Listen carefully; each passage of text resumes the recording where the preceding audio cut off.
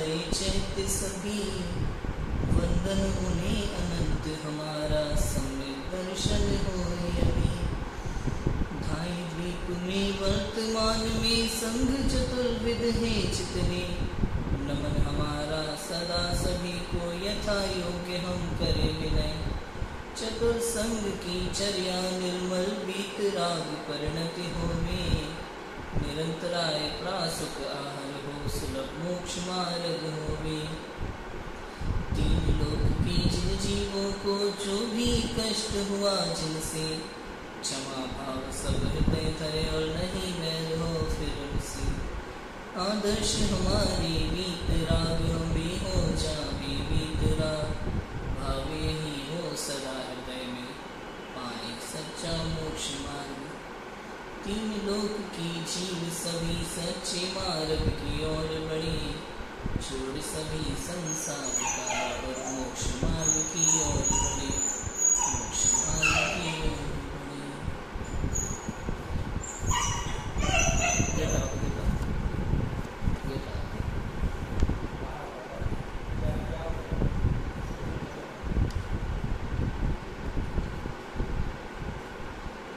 आज शुक्ल पंचमी महापर्व है। शुक्ल पंचमी महापर्व के विषय में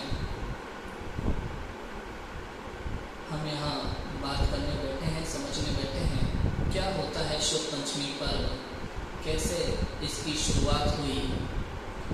और शुद्ध होता है जिनवाणी, शुद्ध माने जिनवाणी।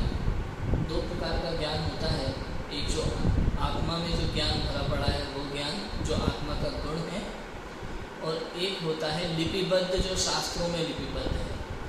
तो दोनों को ही शुद्ध ज्ञान कहते हैं। ये भी शुद्ध ज्ञान है, मति ज्ञान, शुद्ध ज्ञान, और ये भी जो जिनवाणी में लिखा है वो भी शुद्ध ज्ञान है। बना होता है ना शुद्ध स्कंद, उसमें शुद्ध, तो शुद्ध माने वो द्वादशांग जिनवाणी, ठीक है। तो ये स्तोत्र, ये जिनवाणी किस प्रकार हमारे पास तक आई है, इसकी पूरी चर्चा आज हम करने वाले हैं। क्या होता है, कई सारे प्रश्न हमारे मन में हमेशा से होते हैं। आप देखोगे तो लोग प्रश्न उठा सकते हैं, क्योंकि शास्त्र तो दुनिया भर में बहुत सारे हैं, हर धर्म के अपने अपने शास्त्र हैं, और सबका एक ही कहना है हमारे तो बहुत पुराने हैं।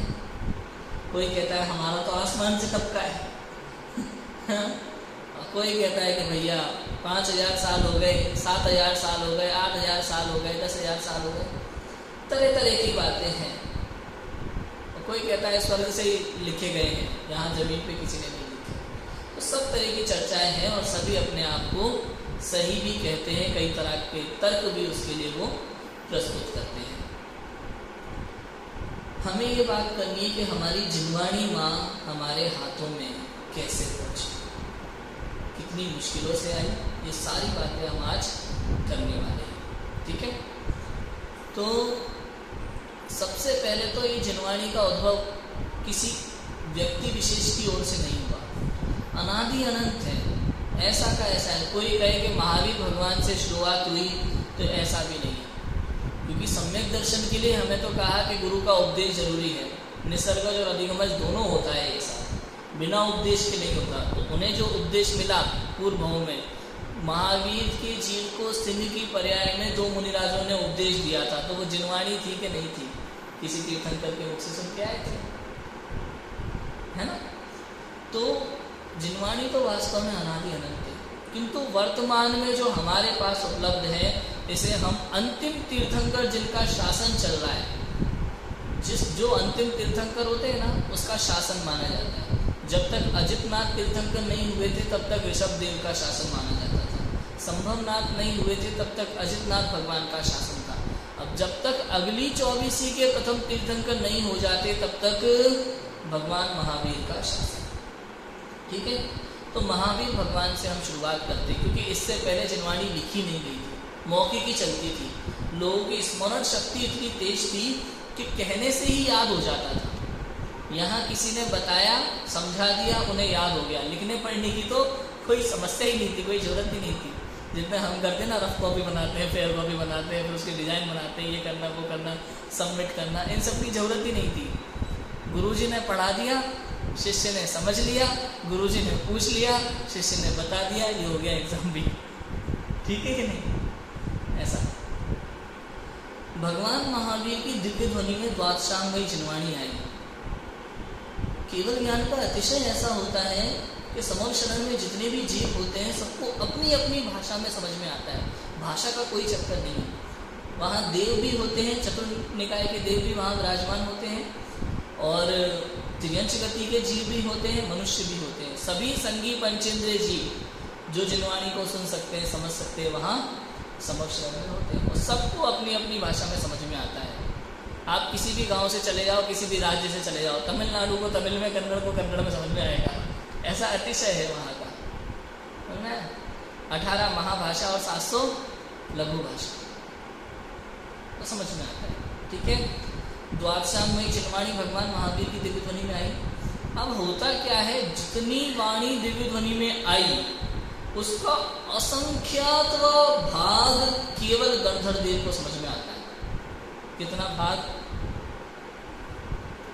असंख्यात भाग। कितनी जिनवाणी कम हो गई? वही समग्र शरण से। अब जब गणधर देव किसी आचार्य को समझाते हैं, अपने उत्तरवर्ती आचार्य को, अपने शिष्यों को, तो जितना गणधर देव समझाते हैं उसका असंख्यातवा भाग उन शिष्यों को समझ में आता है।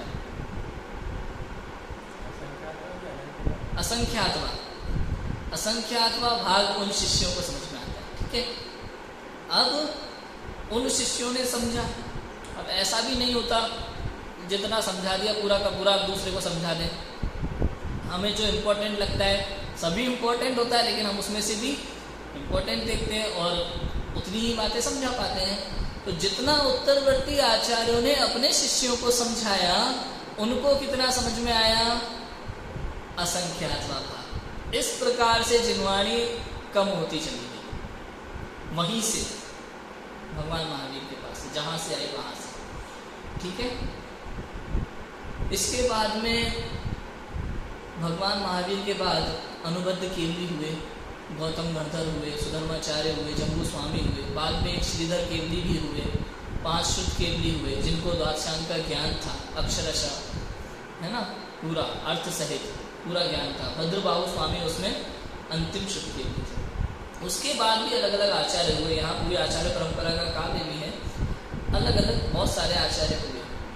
तो उपदेश इसी प्रकार चलता रहा। आचार्य से उपदेश मिलता था, वो अपने शिष्यों को समझाते थे, फिर वो अपने शिष्यों को समझाते थे, वो अपने शिष्यों को समझाते थे। इस प्रकार आगम आगे बढ़ता रहा और कम कम भी होता था। समय निकलने के बाद प्रथम शताब्दी के समय लगभग आचार्य धरसेन स्वामी के मन में ऐसा विचार आया कि अब मनुष्य की स्मृति कमजोर होने लगी, अब लोगों को याद नहीं रह पाता होता, और इस तरह से जिनवाणी खत्म हो जाएगी। जितना जितना पढ़ाते हैं लोग भूल जाते हैं, इसलिए इसको लिपिबद्ध करना बहुत जरूरी है। इसको लिखना जरूरी है, सुरक्षित रखना जरूरी है, वरना ये केवली भगवान से आया ज्ञान, भगवान महावीर से शुद्ध केवली और आचार्य परंपरा के द्वारा जो ज्ञान हमारे पास आया है, वो कहीं ऐसा ना हो कि हम तक ही रह जाए। दर्शन आचार्य को 14 पूर्व में से जो अंग प्रभात नाम का पूर्व था, उसका कुछ ज्ञान था, कुछ ज्ञान था। ये बहुत है, ज्ञान का सागर बहुत बड़ा है, बहुत बड़ा है। उसमें से थोड़ा थोड़ा तो कुछ ज्ञान उनको था, और कुंद कुंद आचार्य को ज्ञान प्रवाद नाम के पूर्व का कुछ ज्ञान था। अब धरसेन आचार्य के मन में जब विचार आया तो उनके मन में ये भावना चल रही थी जिनवाणी लिपिबद्ध करने की। ऐसे में जब रात्रि के अंतिम प्रहर के लिए जो कुछ समय की निद्रा होती है, उसमें उनको स्वप्न आया कि 2 बैल आ रहे हैं। तो निमित्त ज्ञानी तो थे, इतना समझते थे। अगले ही दिन उन्होंने, ऐसी कथा आती है कि उन्होंने एक क्षुल्लक जी के द्वारा एक पत्र भेजा था। कहीं पे मुनिराजों का सम्मेलन चल रहा था, 12 वर्ष में एक बार मुनिराज लोग सब इकट्ठे होते थे, कहीं कहीं ऐसा सम्मेलन जैसा होता था। तो वहाँ आचार्य के पास भेजा, और वहाँ से 2 बुद्धिशाली मुनिराज पुष्पदंत आचार्य और भूतबली आचार्य को भेजा गया।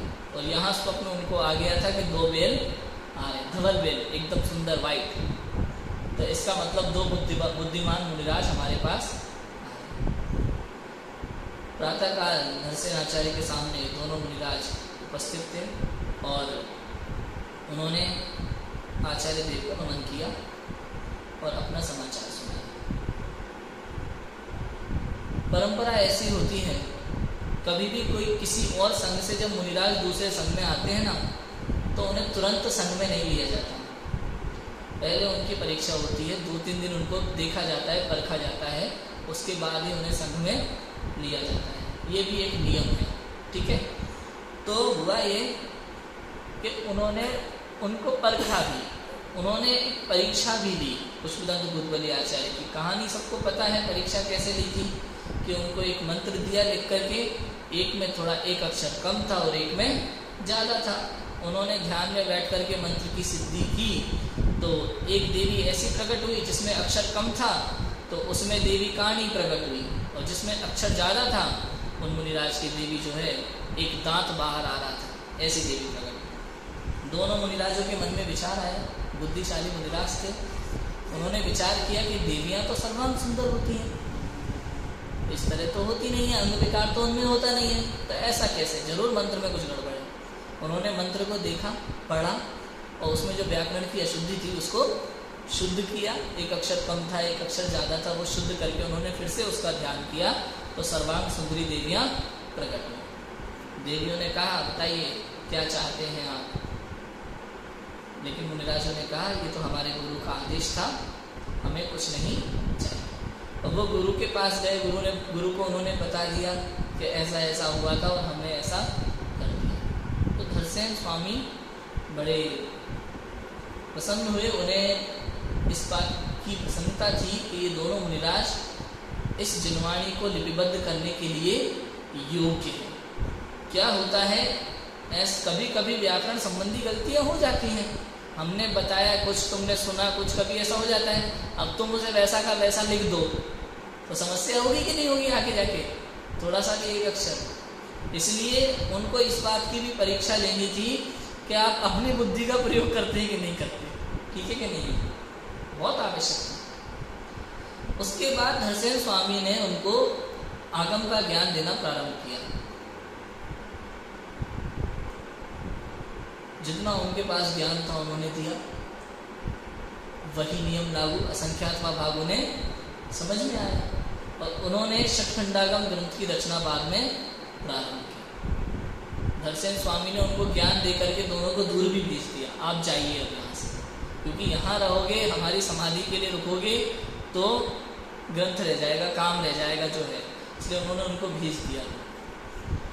और कहीं वन में जाकर के उन्होंने ताड़ पत्रों पर जिनवाणी लिखना प्रारंभ की। ये ताड़ पत्र ऐसे नहीं मिल जाते, बहुत मुश्किल से प्राप्त होते हैं, सूखे वृक्ष होते हैं ताड़ के। श्रावक लोग उन्हें घर ले जाते हैं और उन्हें लिखने योग्य बना करके प्रोसेसिंग द्वारा मुनिराजों को देते हैं, साथ में कांटे जैसा पदार्थ, और मुनिराज उससे उकेर उकेर के दोनों साइड लिखते हैं, दोनों साइड उकेर उकेर के, सुई जैसे कांटे जैसे पदार्थ से। कोई हलन मत, कोई कोमा नहीं, अल्पविराम नहीं, पूर्ण विराम नहीं, एक अक्षर, जगह इतनी बचाते हैं, ऐसा भी ना हो कि पत्रों के ढेर इकट्ठे हो जाए ग्रंथ लिखते लिखते, इसलिए थोड़ा स्पेस दे दे के दूर दूर लिखें, ऐसा नहीं करते, बहुत पास पास करके लिखते हैं। अक्षर कितने साफ हैं, आप देखना, अपने यहाँ तो ताड़पत्र हैं, हमने देखे, कितनी मेहनत है, कितना बारीकी का काम है। हमने प्रयास किया था ना, 2 गाथाएं लिखने में 2 घंटे लग गए थे और हाथ दुख रहा था पूरे दिन, वो अलग।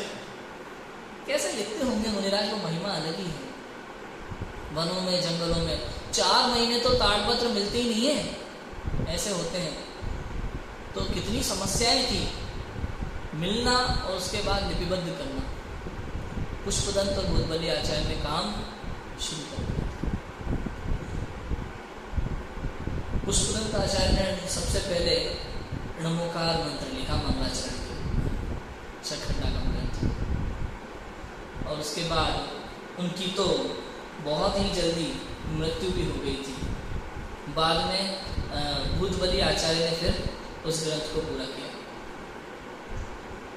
पुष्पदंत मुनिराज की जल्दी समाधि हो गई थी। एक पुष्पदंत और भूतबली मुनिराज साथ में बैठते थे। पुष्पदंत आचार्य ने प्रारंभ किया था और जितना उन्होंने लिख लिया था उसके आगे फिर भूतबली मुनिराज ने उसको पूर्ण किया था। इस तरह से उस ग्रंथ की रचना हुई थी। ठीक है, अब देखो विचार करना कि ग्रंथ लिखना कितना मुश्किल काम होता है। वन में जंगल में ताड़पत्र मिलना मुश्किल, उसके बाद लिखना ऐसे कांटे जैसे पदार्थ से अक्षर उकेर उकेर करके, और कभी कभी तो पीठ अकड़ जाती थी, आंखें दुखने लगती थी। हम जरा सा अगर लिखते पढ़ते तो आंखों में कितना दर्द होता है, सिर में दर्द होने लगता है, आंखें दर्द होने लगती है, पीठ में दर्द होने लगता है, कमर दर्द होने लगती है। उनके तो हाथों से रक्त तक बहने लगता था, आप अंदाजा नहीं लगा सकते। और उनको क्या पड़ी थी शास्त्र लिखने की, आप मुझे बताओ, क्या जरूरत थी उनको लिखने की शास्त्रों को, क्यों उन्होंने लिखा? उनका काम तो हो चुका था, क्षण क्षण में अंतर्मुख होते थे वो तो, लिखा ना, क्षण क्षण में अंतर्मुख हो, सिद्धों से बातें करते हैं, सिद्धों से बातें करते हैं, परम दिगंबर मुनिवर देखे, हृदय हर्षित होता है, सम्यक दर्शन होता है। ऐसे वे परम दिगंबर वीतरागी मुनिराज जो केवल आत्म कल्याण के लिए दीक्षा लेते हैं, संसार की उन्हें कोई फिक्र नहीं होती, फिर भी एक समय का परिणाम है शुभ भाव। उनके मन में विचार आया कि इस कलिकाल में, इस पंचम काल में जीवों को सच्चा मार्ग कैसे प्राप्त होगा। जिनवाणी नष्ट हो गई तो क्या होगा इन जीवों का, किस मार्ग में भटक जाएंगे ये लोग, सोच रहे। आज के समय में तो भैया ऐसे लोग मिलते हैं मुझे जो कह देते हैं खुद ही, भाई पंचम काल है, तुम जो कहते हो मुनिराज वो तो चौथे काल की बात थी, तुम जो धर्म की बात करते हो वो तो चौथे काल में होता है, पंचम काल में थोड़ी होता है। ये जो शास्त्रों की बात तुम कर रहे हो, कुंद आचार्य ने लिखे, दर्शन स्वामी ने लिखे, अमृतचंद्र आचार्य ने लिखे, समंतबद्ध आचार्य ने लिखे, अमृतगति आचार्य ने लिखे, ये सब शास्त्रों में जो लिखा है ये तो चतुर्थ काल वालों के लिए है। हमारा तो ये पंचम काल कलयुग चल रहा है, मंदिर चली जाए जी बोलते। अब आप सोचो इतनी बुद्धि लगाने की जरूरत क्या है, इतना नहीं सोचते कि पंचम काल के आचार्यों ने लिखा है और पंचम काल के लोगों के लिए लिखा है, हमारे लिए लिखा है, और ये कह के निकल जाते हैं अरे ये तो पंचम काल है, कलयुग है। आज के समय में इन बातों का क्या काम कौन करता है, सब ऐसे ही करते हैं, ऐसे कह के बच जाते हैं। कितना बड़ा अनादर है देशासुर का, इनको अंदाजा नहीं है लोगों को, कितना बड़ा अनादर है, अंदाजा नहीं है। उस समय मुनिराजों ने कितनी मेहनत की थी वनों में, किसके लिए की थी, हमारे लिए। उनके पास तो था, उनको तो क्षण में अंतर्मुख हो रहे थे, उनका काम तो हो चुका था, आत्मज्ञानी संत थे, उन्हें क्या जरूरत आ रही थी लिखने की, बताओ। वन जंगलों में महीनों तक पीठ दर्द कर रही है, पूज्यपाद आचार्य ने की तो आंखों की रोशनी चली गई थी, शास्त्र लिखते लिखते आंखें इतनी कमजोर हो गई थी। फिर कहानी आती है, एक बार उन्होंने शुद्ध भाव से एक अष्टक लिखा ऐसे ही, तो उनकी आंखों की रोशनी पुण्योदय से वापस आ गई। जब उन शास्त्र लिखते होंगे, उनके हाथों से रक्त बहता होगा, उनके पैर में कांटा चुभ जाता होगा, फिर भी लिख रहे हैं, किसके लिए लिख रहे हैं? इसलिए कि हम शास्त्र अलमारी में रख के पूजा करेंगे, हर शुक्ल पंचमी पर बाहर निकालेंगे, धूप लगाएंगे, कवर चढ़ाएंगे, बढ़िया आराम से शानदार सजा देंगे, वो बाजार से तारे ला करके और मोती ला करके और बढ़िया गोटा लगा करके सजा करके और बढ़िया अलमारी में रख देंगे। फिर पढ़ने का तो समय नहीं है, देखो हमारे पास है कि नहीं, इतना तो कर सकते हैं हम शुक्ल पंचमी का। मैं शुक्ल पंचमी की कथा इसलिए सुना रहा हूँ ताकि समझ में आए कि जिनवाणी का महत्व क्या है। जिनवाणी केवल सजा के रखने की वस्तु नहीं है। इसका मतलब ये नहीं है कि आप सजाना बंद कर दो, आप उसे फाड़ो, उसकी सुरक्षा नहीं करो, ये नहीं कह रहा हूँ, धूप नहीं दो, ये नहीं कह रहा हूँ, लेकिन केवल इतना करने के लिए जिनवाणी नहीं है। मैं सिर्फ ये कहना चाह रहा हूं, पढ़ने के लिए, समझने के लिए, पढ़ने के लिए लिखी है, सजाने के लिए नहीं लिखी। इतनी बात है समझने की। वन जंगलों में आचार्यों की मेहनत, अपनी मुक्ति की कीमत पे उन्होंने जिनवाणी लिखी है, मुक्ति की कीमत पे। सोचो, अंदाजा नहीं लगा पाते हैं और उसके बाद भी हम विचार नहीं कर पाते। षट्खंडागम ग्रंथ पूर्ण हुआ था ज्येष्ठ शुक्ल पंचमी के दिन। जिस दिन ये षट्खंडागम ग्रंथ पूर्ण हुआ था, उस दिन से शुक्ल पंचमी का महापर्व प्रारंभ हुआ। पहला ग्रंथ माना जाता है, हालांकि ऐसा भी कथन आता है कि इससे पहले कषाय पाहुण पूर्ण हो गया था, लेकिन इसके बाद प्रारंभ हुआ था, पहले पूर्ण हो गया था। लेकिन षट्खंडागम सबसे बड़ा ग्रंथ था और इसका सबसे पहले प्रारंभ हुआ था और ज्येष्ठ शुक्ल पंचमी के दिन ये पूर्ण हुआ था। इसलिए इसकी याद में शुक्ल पंचमी का महापर्व मनाया जाता है। जिनवाणी का महोत्सव है एक तरह से।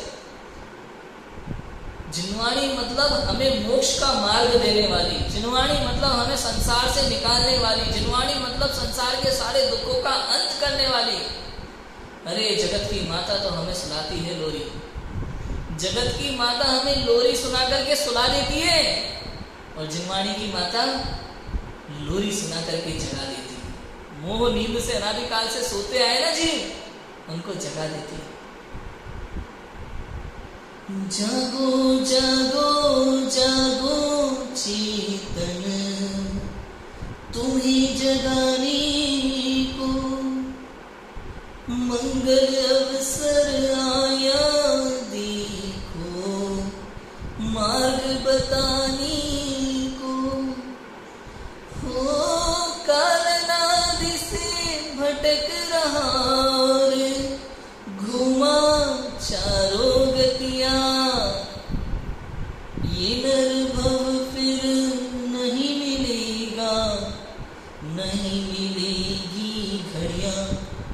तू ही तो प्राणी भगवन है, चेतना लक्षण है। तू ही तो प्राणी भगवन है, चेतना लक्षण है। जगाती है, जागो जागो चेतन जागो, तू भगवान है, ये चैतन्य तेरा लक्षण है, पहचान तो सही स्वयं को। तू ही ज्ञाता, तू ही दृष्टा, तू तो चिन्मय है, गुण अनंत का धारी तो है, तू तो सुखमय है। जाग तो सही, मात्र जानना और देखना, मात्र जानना और देखना काम तुम्हारा है। पर द्रव्यों से भिन्न सर्व था, न्यारा न्यारा है। तू ही तो प्राणी, तू ही तो प्राणी भगवन है, चेतना लक्षण है। एक बार अपनी ओर देख तो सही, तू स्वयं परमात्मा है, तुझमें परमात्मा बनने की शक्ति है। तू ही तो प्राणी भगवन है। जगत की सारी माताएं लोरी सुना करके सुला देती हैं, सो जा बेटा सो जा। और यहाँ जिनवाणी माता हमें आधी रात को 3 बजे भी आप जिनवाणी खोल करके बैठोगे तो कहेगी क्या? तू ही शुद्ध है, तू ही बुद्ध है, तू ही गुण अनंत की खान है।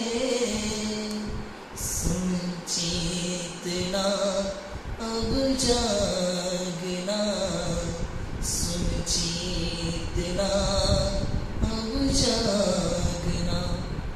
जगत के जीव तुझे कुछ भी कहे, कोई पापी कहे, गंदा कहे, घोड़ा कहे, गधा कहे, कुछ भी कहे, मूर्ख कहे, पागल कहे, लेकिन जिनवाणी क्या कहती है? तू तू शुद्ध है, बुद्ध है, भगवान है, परमात्मा है, एक बार अपनी ओर देख तो सही। ऐसी जिनवाणी मां की महिमा नहीं आती। सजा के रख देंगे अलमारी में, लेकिन पढ़ने का समय नहीं। सोचो, अभी तो असलियत पता नहीं है कैसे। पूर्ण तो हो गया था उस समय, लेकिन आपको पता है हम कोई एक रचना अगर लिख के रख देना कहीं तो खो जाती है, मिलती नहीं है।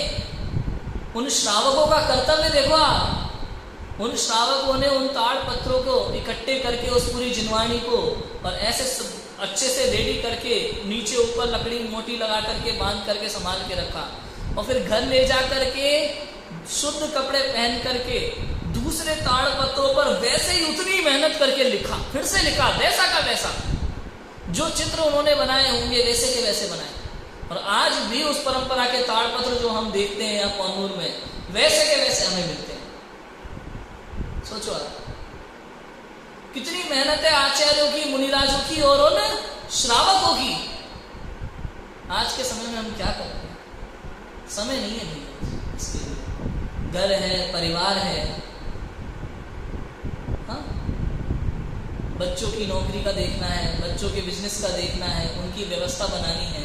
क्या उनके घर नहीं थे, उनके परिवार नहीं थे उन श्रावकों के, जिन्होंने बैठ करके घंटों घंटों जिनवाणी लिखी, आचार्यों की लिखे ताड़ पत्रों को कॉपी किया वैसा का वैसा? कितना समय लगा होगा। स्मरण करना चाहिए उन्हें। 15 अगस्त 26 जनवरी को शहीदों को स्मरण करके खुश हो जाते हैं कि भाई उसने गोली खाई थी, एक फांसी पे चढ़ गया था। अरे प्रभु, याद तो इन्हें करना चाहिए, इन श्रावकों को। कितना बलिदान दिया मालूम है जिनवाणी की सुरक्षा के लिए इन श्रावकों ने। प्रतिलिपियां तो बनाई, उसके बाद मुगल हुए, औरंगजेब जैसे मुगल आए, मुगल साम्राज्य वाले,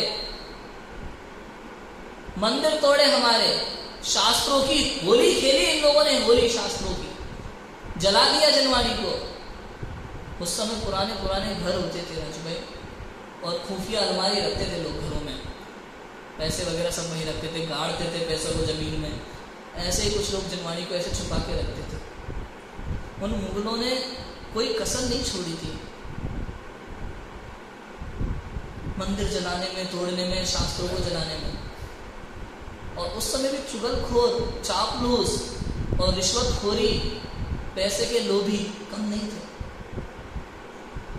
कुछ परिवार ऐसे थे जिनकी कहानी आती है, उन्होंने घर में जिनवाणी को, ताड़पत्र जिनवाणी को छुपा के रखा हुआ था, बचा करके राजाओं की नजरों से, कि अगर ये भी इनके हाथ लग गई तो ये भी जला देंगे,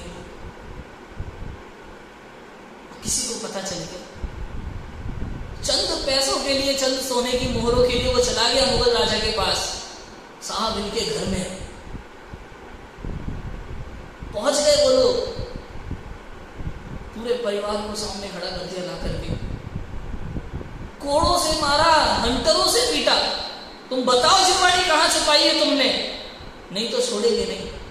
आप दृश्य याद कर सकते हो उस कल्पना को कि एक जिनवाणी छुपा के रखी हो, कोई हमारे बेटे को, हमारी पत्नी को हमारे सामने मार रहा हो, हमारी माँ को हमारे सामने कोड़े मार रहा हो, और हम चुपचाप, केवल एक जिनवाणी माँ शास्त्र की रक्षा के लिए। याद कर सकते हो उस दृश्य को, कल्पना भी हृदय कांप उठता है ऐसी कल्पना। पहली बार जब मैंने ये कथा पढ़ी थी, सुनी थी, मैं सोच भी नहीं सकता उस समय मेरी क्या हालत हुई थी। जब इतना होने पर भी नहीं बताया ना उन्होंने कि जिनवाणी उन्होंने कहाँ छुपा के रखी है, तो परिवार की आंखों के सामने पूरे परिवार को जिंदा जला दिया उन लोगों ने। कल्पना नहीं कर सकते इतनी क्रूरता से जिंदा जला दिया। लेकिन धन्य हो वे श्रावक जिन्होंने अपना बलिदान दे दिया, लेकिन शास्त्र की रक्षा की हमारे लिए, ताकि हम पढ़े, समझे, सच्चे मार्ग को जान सके, मोक्ष मार्ग को समझ सके, सम्यक दर्शन के मार्ग पर चल सके, रत्नत्रय को प्रकट कर सके, जिनवाणी पढ़ करके, समझ करके। ये जैन शासन सदा जयवंत रहे, सिर्फ इसके लिए उन्होंने अपने पूरे परिवार का बलिदान दे दिया। और आज देखो हम लोग ईसाइयों के स्कूल में भेज देंगे बच्चों को, लेकिन पाठशाला में नहीं भेज सकते 1 घंटे के लिए भी। क्यों? उनका होमवर्क है, ट्यूशन है। शनिवार रविवार को होटलों में जा सकते हैं, पार्कों में जा सकते हैं, घूमने जा सकते हैं, सब कुछ कर सकते हैं, लेकिन पाठशाला नहीं आ सकते, प्रवचन सुनने नहीं आ सकते। एक वो श्रावक थे और एक हम श्रावक थे। एक बार ये समझो तो सही, मन में विचार तो करो, क्या हो रहा है, क्या कर रहे हैं हम लोग, ये सोचने की बात है। सोचो। उसके बाद शंकराचार्य हुए, मीनाक्षी देवी हुई, कम अत्याचार नहीं थे। जबरदस्ती हिंदुओं का धर्म परिवर्तन कराया। सबको कहानी याद है, यहां से तो 300 किलोमीटर ये मदुरई, ऐसे खड़ा लोहे का पूरा कील जैसा उस पर बिठा करके नीचे से कील घुस रहा है, सिर में से निकल रहा है। 700 मंदिरालयों को घानी में पेल देना, कितना भयंकर उपसर्ग किया उन्होंने, हिंदू राजाओं ने भी, जबरदस्ती धर्म परिवर्तन करा के हिंदू बनाने के लिए। कुछ लोग तो परिवर्तित भी हो गए। कुछ लोगों ने उस समय ये किया कि अपने ही भगवान को हिंदुओं के तरीके से पूजना शुरू कर दिया। पंचामृत अभिषेक की, शांति धारा, इस आरती, ये सब परंपराएं वहीं से प्रारंभ हुई है। जैन धर्म में ऐसी क्रियाएं है ही नहीं। जैन धर्म तो भावों का धर्म है, परिणामों का धर्म है। वीतराग जिन मुद्रा को निहार करके अपने आप को भगवान देखने का धर्म जैन धर्म है। इधर उधर की क्रियाएं में उलझना नहीं, ये कर लो तो ये हो जाएगा, वो कर लो तो वो हो जाएगा, ले लेके पंचामृत ढोल रहे हैं भगवान के ऊपर, पानी ढोले जा रहे हैं, मंत्र पढ़े जा रहे हैं, हमारा ये हो जाए, चोर भय, राज भय, फलाना भय, ठिकाना भय, ये जैन धर्म में है ही नहीं। वीतरागता का धर्म जैन धर्म है, आत्मज्ञान का धर्म जैन धर्म है, इधर उधर की क्रियाओं का नहीं है। सच्चे धर्म को ना तो समझने का टाइम है, ना जानने का टाइम है, ना मन में प्रश्न उठते हैं, ना उत्तर खोजते हैं जिनवानी में। बस चला आ रहा है, माने जा रहे हैं। जहां भीड़ इकट्ठी दिखी वहां खड़े हो गए, क्या सोच करके, इतने लोग पागल थोड़ी हैं। सबसे बड़ी समस्या है, एक बात का हमेशा विचार कर लेना, अच्छी जगह पे हमेशा कम संख्या होगी। इतने बड़े विश्व में कितने से जैन होंगे, दिगंबर कितने होंगे, मुक्षु कितने होंगे, स्वाध्याय डेली करने वाले कितने होंगे, जिनवाणी पढ़ने वाले, और रुचि से जिनवाणी पढ़ने वाले कितने होंगे, जिनवाणी पढ़ करके आचरण में उतारने वाले कितने होंगे, मोक्ष मार्ग में लगने वाले कितने होंगे। जैसे जैसे आप संख्या देखोगे अच्छे मार्ग पर, तो संख्या कम होती जाएगी। अकेले चलने का मार्ग है। लोग कहते हैं हम अकेले कर लेंगे तो क्या हो जाएगा दुनिया, तो अरे प्रभु अकेले चलने का ही मार्ग है। दूसरे को देखोगे तो वो तो नरक जाने बैठा ही है, साथ में जाना हो तो चला जाए। समझ में आया कि नहीं आया? अपना भव सुधारने का मार्ग है ये तो, परिवार से भी अलग होकर के। क्यों? क्योंकि भले तेरा जन्म उस परिवार में हुआ हो, सारा परिवार मिथ्या मार्ग में जा रहा हो, लेकिन मृत्यु सबकी अलग अलग समय पे हो जाएगी। मृत्यु के बाद सब अलग अलग गति में जाएंगे, एक साथ एक गति में नहीं जाएंगे। समझ में आया? अपने अपने परिणामों के अनुसार गति मिलेगी। ये नहीं होगा कि भाई ये एक ही परिवार के तो इनके लिए एक जैसा कोटा बुक किया जाए। ऐसा होता है क्या? अरे रेल में भी ऐसा नहीं होता। आजकल तो सीट के हिसाब से मिलती है, एक परिवार की सुविधा भले ही मिलने लगी है, लेकिन अगर वो सुविधा वहां पे उपलब्ध ना हो तो इधर उधर ही देते कि नहीं देते सीट, एक को इस डिब्बे में, एक को उस डिब्बे में। तो परिणाम अगर एक जैसे होंगे तो एक जैसी गति मिल सकती है, भाई भाई के रूप में भी जन्म हो सकता है। लेकिन परिणाम ही अगर अलग अलग है तो एक नरक में जाएगा, एक स्वर्ग में जाएगा। बात समझ में आ रही है कि नहीं आ रही? शुद्ध पंचमी पर्व तो आ रहा है भैया, हर साल आ रहा है। ज्येष्ठ शुक्ल पंचमी के दिन हम मना भी रहे हैं, जुलूस भी निकाल रहे हैं बढ़िया शानदार, शास्त्र सर पे रख के। लेकिन समस्या ये कि पढ़ कितने रहे हैं और समझ कितने रहे हैं और आचरण में कितने ला रहे हैं। हम पढ़ रहे हैं कि नहीं, हम समझ रहे हैं कि नहीं, हम आचरण में ला रहे हैं कि नहीं, अपनी अपनी विचारधारा में समझना चाहिए। हम कितने पानी में, हमें ये समझना है, बस इतना है। कभी भी जिनवाणी पढ़ो तो ये सोच के पढ़ो भैया मेरे लिए लिखी है आचार्य ने पूरी जिंदगी। राजेंद्र जी पर भजन गाते ना, सुना है नहीं सुना? कभी कभी मेरे मन में विचार आता है, ये समय सार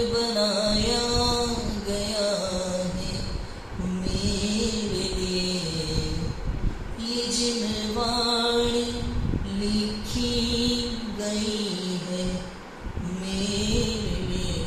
अपने लिए समझ के चलो कि आचार्य देव को उस समय मालूम था कि संभव नाम का एक लड़का आएगा, 11th क्लास में जाके कोटा में शास्त्री करेगा और रुचि पूर्वक ये समयसार पढ़ेगा, इसलिए मैं समयसार की रचना कर रहा हूँ। और आज अगर मैंने उस ग्रंथ को नहीं पढ़ा तो आचार्य देव की कुंद आचार्य की वो मेहनत बेकार है।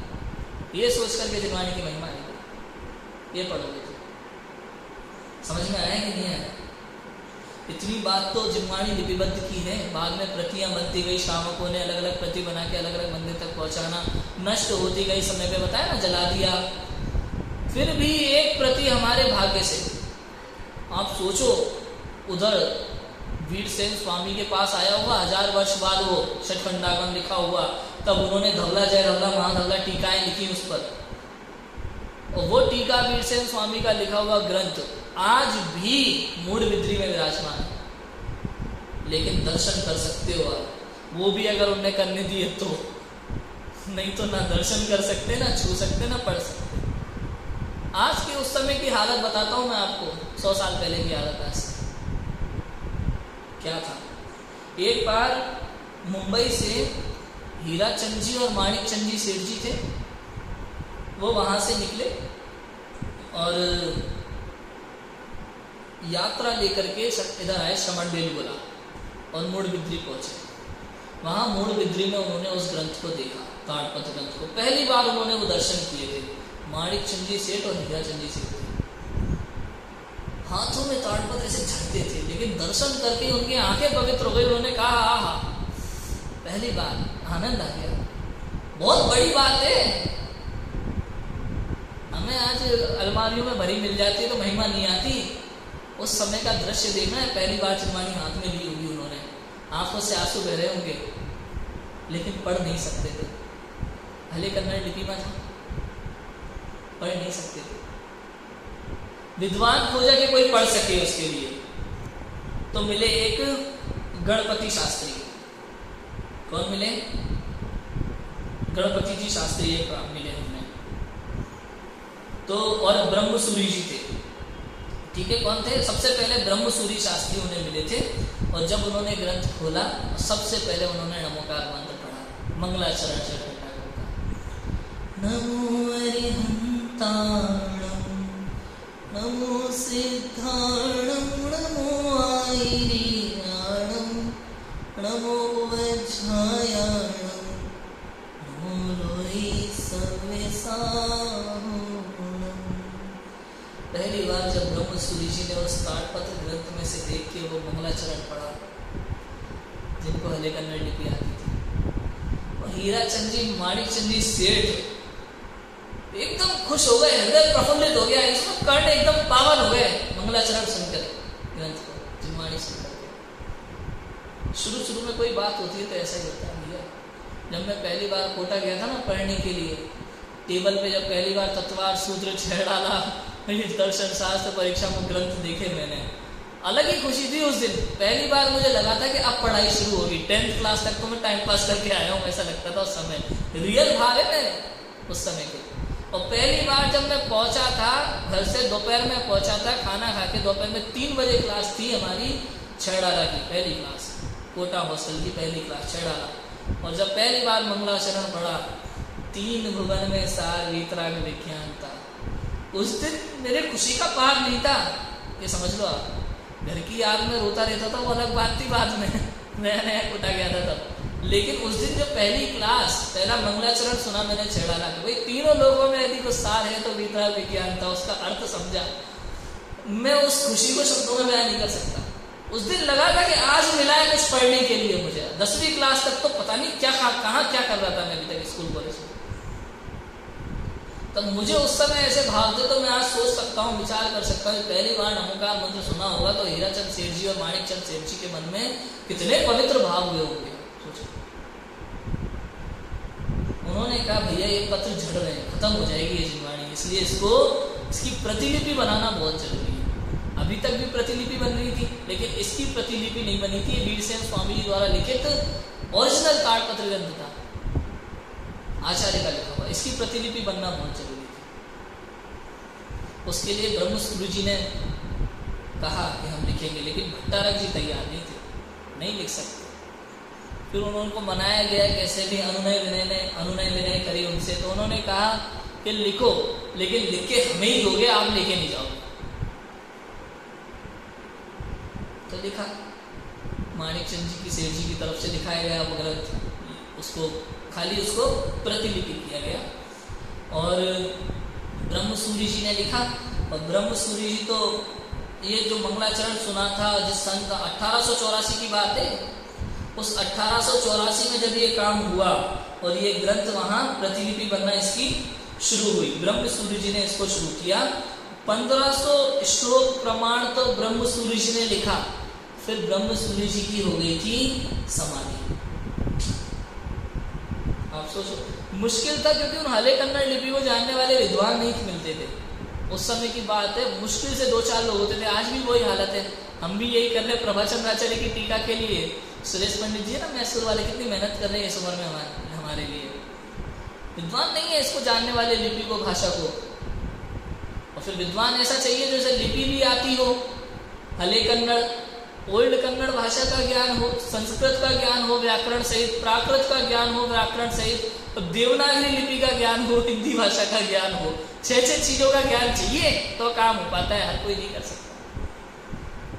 लेकिन पुण्य का उदय था, काम होना होता है तो निमित्त तो मिलते ही है।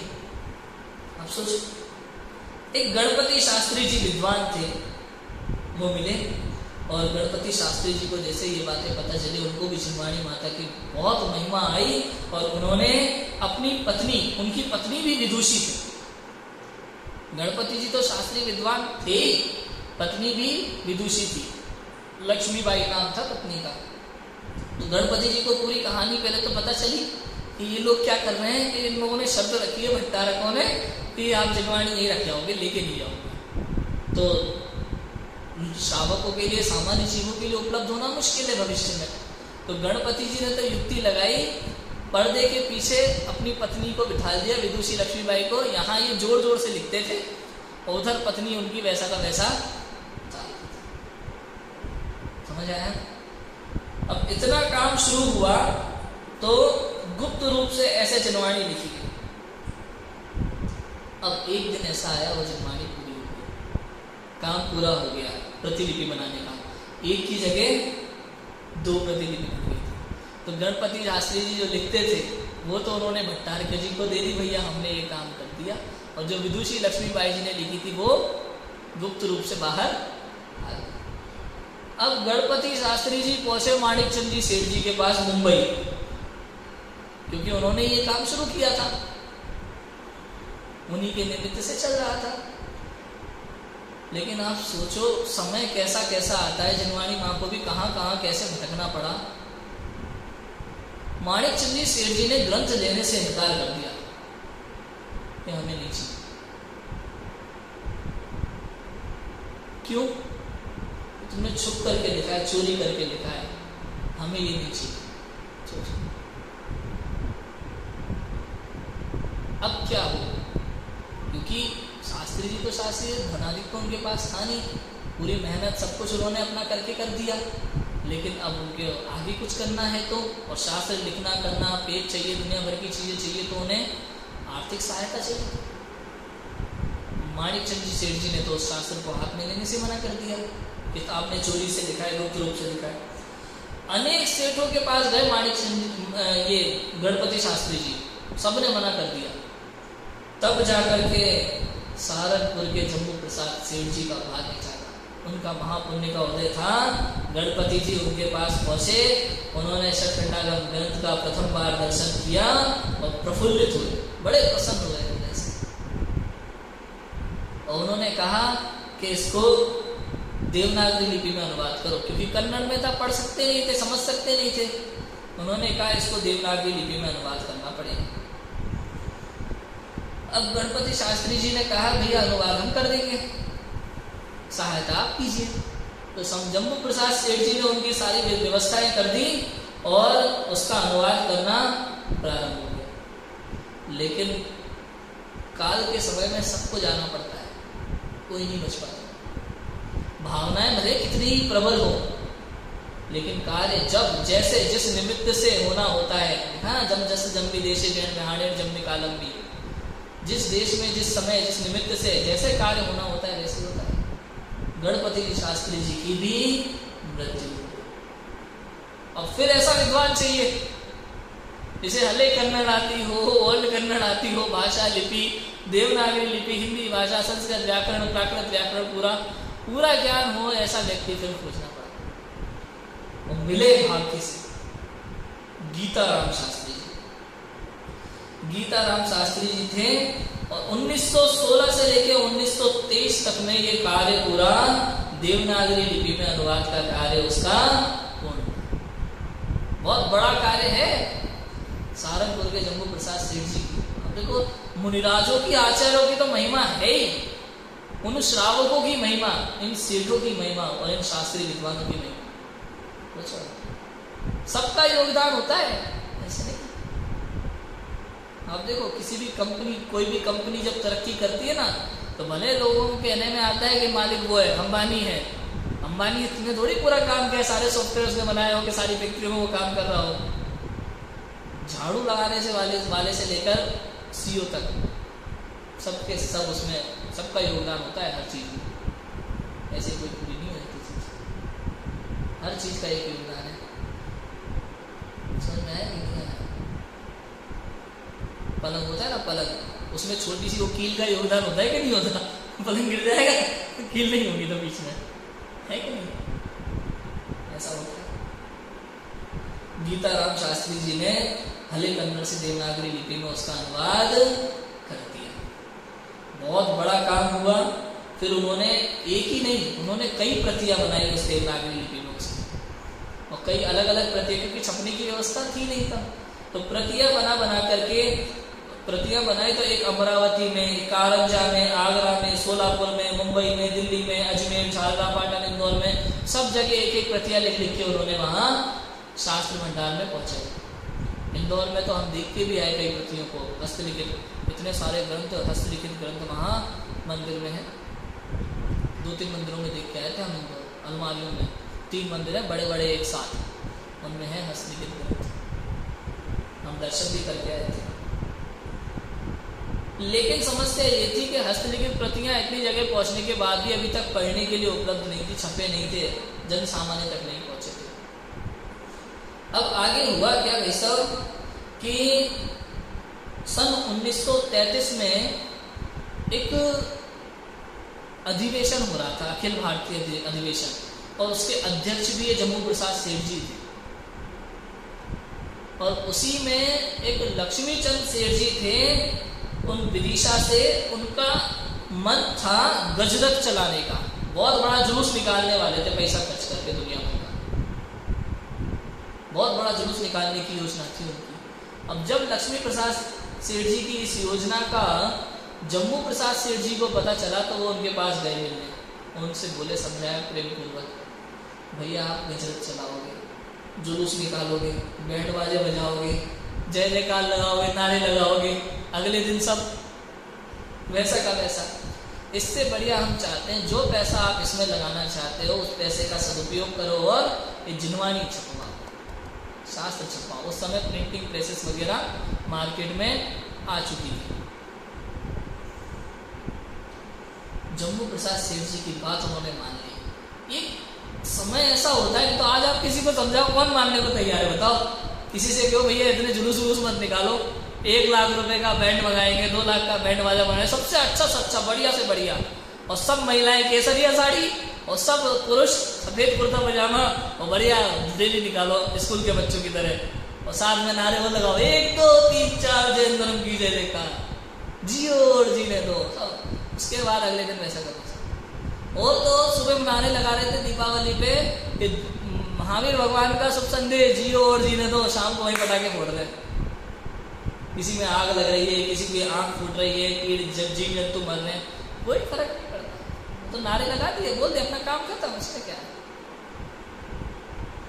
ये बातें कहने में कितनी आसान हो रही है, लेकिन विचार करने की बातें जो लोग भी ऐसा करते हैं अपने समाज में, और जो माता पिता करने देते हैं बच्चों को, समझाते नहीं है। इसलिए केरला जैसी स्टोरी बनती है फिर कि अपने बच्चों को धर्म के संस्कार स्वयं ने दिए नहीं, बाद में बच्चे इधर उधर से कुछ भी सीखते हैं और जो सीखते हैं वो करने लगते हैं।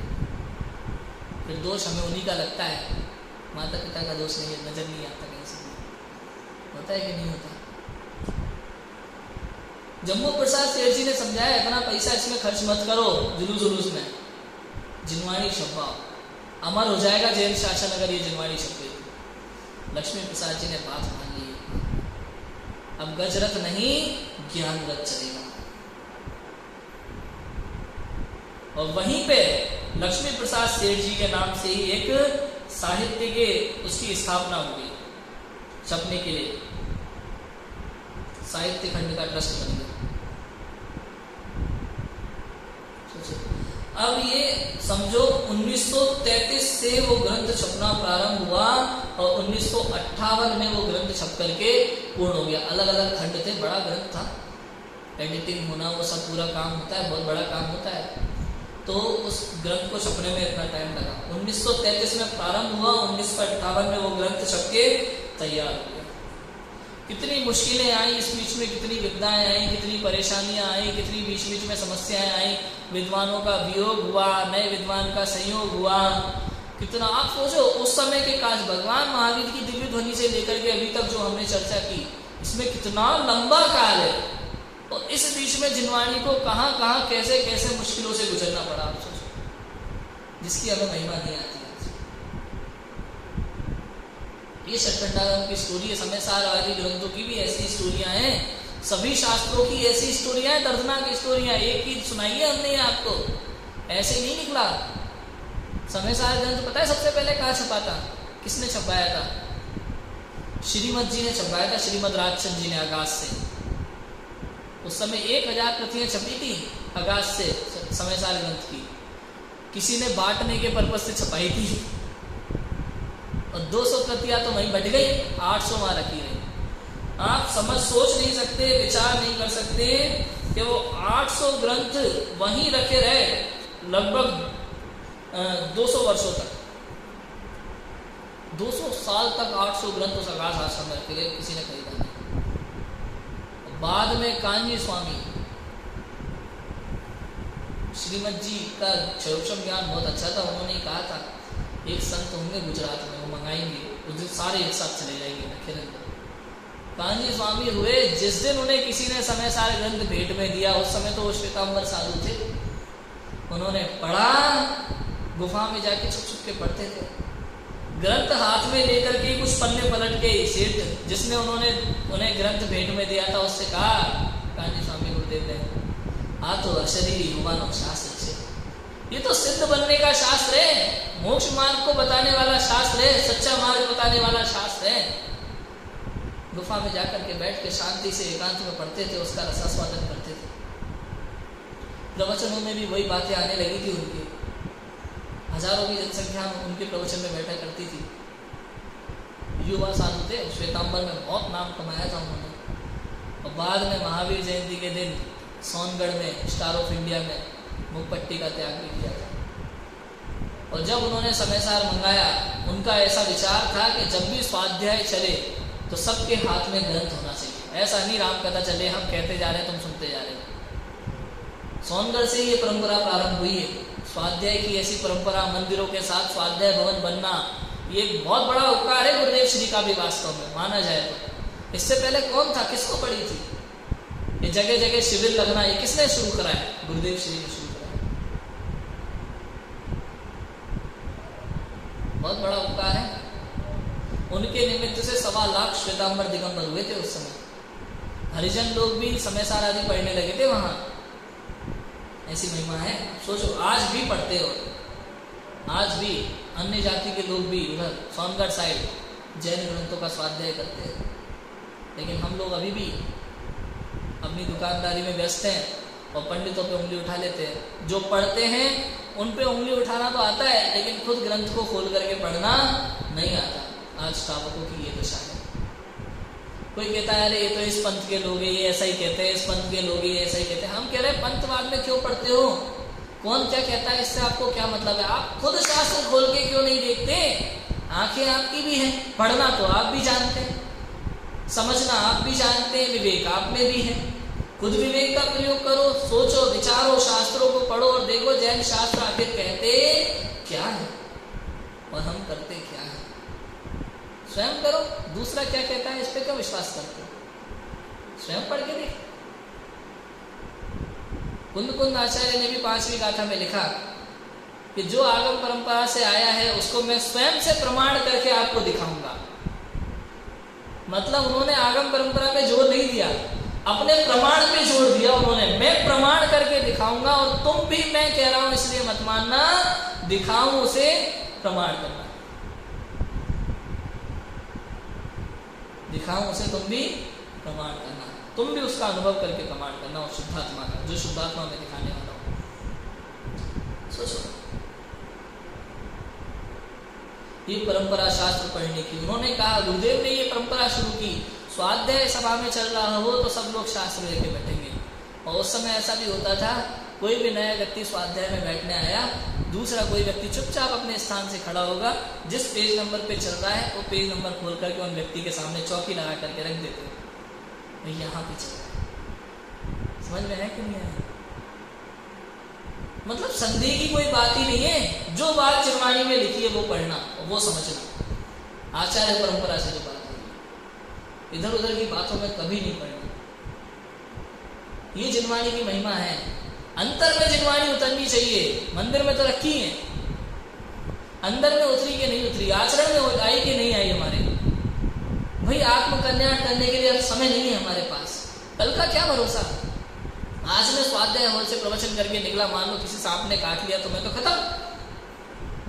इसलिए अगर आत्मकल्याण करना है मुझे तो आज करना होगा।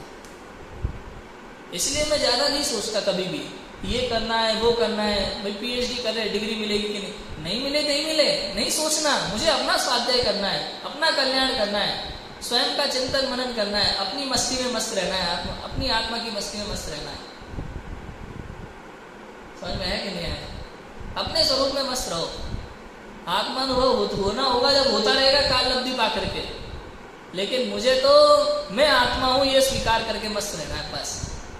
संसार का कोई कार्य मेरा नहीं है, मैं कर नहीं सकता। गुरुदेव तो यही कहते थे। गुरुदेव से किसी ने पूछा, क्या एक द्रव्य दूसरे द्रव्य का कुछ करता नहीं है? करता नहीं है, कर नहीं सकता। समझ है जवाब? एक द्रव्य दूसरे द्रव्य का कुछ करता नहीं है, करता नहीं है, नहीं कर नहीं सकता, चाहे तो भी नहीं कर सकता। निमित्त होता है, निमित्त बनेगा, लेकिन एक द्रव्य दूसरे द्रव्य का करता, तीन लोग तीन काल में हो सकता। ये स्वतंत्रता की घोषणा शास्त्रों में तो है, लेकिन बताने वाला कौन था? ये भी गुरुदेव ने प्रारंभ किया था। महिमा यहाँ किसी व्यक्ति विशेष की नहीं है, महिमा देवशास्त्र गुरु की है, महिमा उन दिगंबर आचार्यों की है, और महिमा उन श्रावकों की भी है जिन्होंने उन आचार्यों की वाणी को, तीर्थंकर की वाणी को हम तक पहुंचाया। किसी ने लिपिबद्ध करके और किसी ने उसका सही अर्थ समझा करके। बीच बीच में कितनी बार क्षरण हुआ, भाषा नहीं जानते थे, लिपि नहीं जानते थे, तो कुछ शास्त्र तो पढ़े ही नहीं गए, कुछ लिखे ही नहीं गए, कुछ जल गए, नदी में बह गए। 84 पावड़ लिखे थे आचार्य कुंद में, आज उपलब्ध नहीं है। परिक्रम नामक टीका लिखी थी षटघंटागम पे, ऐसा कहते हैं, आज उपलब्ध नहीं है। गंधहस्ती महाभाष्य समंतभद्र आचार्य का कहते हैं किसी यूनिवर्सिटी में रखा है, विदेश की में, लेकिन उपलब्ध नहीं है हमारे पास आज। ऐसे अनेकों ग्रंथ उपलब्ध नहीं है। असंख्यात्मक भाग तो वैसे ही कम होता आया था, लेकिन फिर भी मैं तो इतना कहना चाहूंगा कि उसका शोक मत करना, जितना है उतना भी पर्याप्त है, जितना है उतना पर्याप्त है। एक अक्षर दिनवाणी का पर्याप्त है। शिवभूति मुनिराज ने दाल और छिलका अलग देखते हुए स्वयं का भेद विज्ञान कर लिया था, और आप अंतर्मुहूर्त में केवल ज्ञान प्राप्त कर लिया था, अपना कल्याण कर लिया था। तो इसलिए कभी परेशान मत होना। कुछ लोग तो इसी बात को लेकर के बैठे हुए कि इतना हो जाता तो क्या होता है, इतना मिल जाता तो क्या हो जाता, मिल जाता तो अरे जो मिला है वो पढ़ा कि नहीं पढ़ा समझ में है कि नहीं, वो समझा कि नहीं, उसका चिंतन मनन किया कि नहीं, वह अंतर में बिठाया कि नहीं। जितना है उतना पर्याप्त है। बस इतना कहना चाहूंगा, जुलूस निकालते हैं, बहुत अच्छी बात है। जिनवाणी सजाते हैं, अच्छी बात है। धूप लगाते हैं, अच्छी बात है, बहुत अच्छी बात है। जिनवाणी की सेवा सबसे बड़ा कार्य है। विशेष रूप से महिलाएं, पुरुष लोग अभिषेक प्रक्षाल भी करते हैं, लेकिन महिलाएं वो नहीं कर सकती। तो कम से कम जिनवाणी की सजावट आदि मंदिर में इधर उधर रखी है, तो अनुयोग बाइस जमा करके रखना और सजा करके रखना, ये सब चीज़ें भी बहुत ज़रूरी है। लेकिन इन सब से काम नहीं होगा। ये सब चीज़ें आवश्यक हैं, लेकिन इन सब से काम नहीं होगा।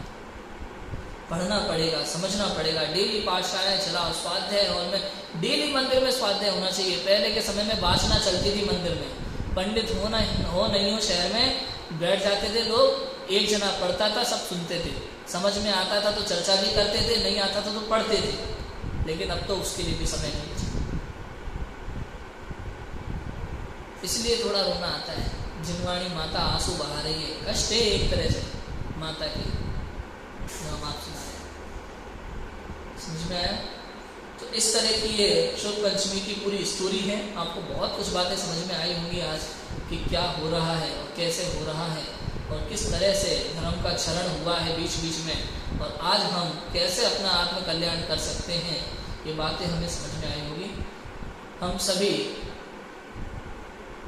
इस आचार्य परंपरा से प्राप्त जिनवाणी माता के सही अर्थ को समझें, अपने विवेक से निर्णय करें और आत्म कल्याण के मार्ग पर बढ़ें। इसी मंगल भावना से भी की बात को विराम देते हैं। ओम नमः शिवाय। शुक्ल पंचमी महापर्व की जय जय।